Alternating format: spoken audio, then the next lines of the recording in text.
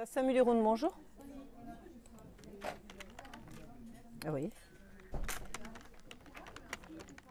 C'est une voix qui oriente, conseille et qui va percevoir le niveau de gravité pour vous envoyer ou non des secours. Cette voix, c'est celle de l'ARM ou ARM, comprenez assistant de régulation médicale. Dans ce centre 15 des Hospices civils de Lyon, ils sont plusieurs à être les premiers à répondre aux appels et à les orienter vers des médecins régulateurs. Nous sommes sur le plateau du service d'accès aux soins.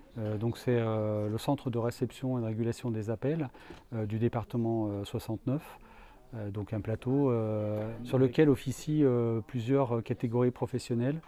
Les assistants de régulation, des médecins régulateurs. Les assistants de régulation jouent un rôle essentiel sur le plateau de régulation. C'est ce qu'on appelle le premier maillon de la chaîne des secours. Le premier décroché, ça doit être un maillon fort qui en quelques questions va percevoir un niveau d'urgence, une gravité sur l'appel. Donc il va assurer un tri optimal sur cet appel-là.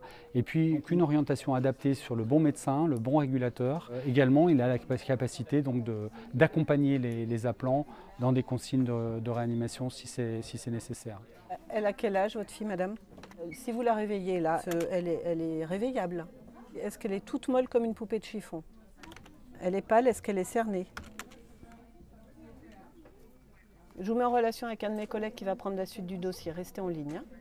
Donc là, c'est l'appel d'une maman qui appelle pour sa fille de 2 ans et demi, qui vomit énormément et qui dort beaucoup. Je recherche mes critères de gravité. Est-ce que la petite est bien consciente? Est-ce qu'elle a un tonus? Sa maman m'a confirmé que oui, donc je passe en N2. Là, je suis en N1. Donc l'ARM N1, c'est le décroché immédiat du CRA, c'est-à-dire qu'il doit décrocher l'appel immédiatement et faire le tri, éliminer l'urgence vitale. S'il n'y a pas d'urgence vitale, il va transférer son appel à l'ARM N2.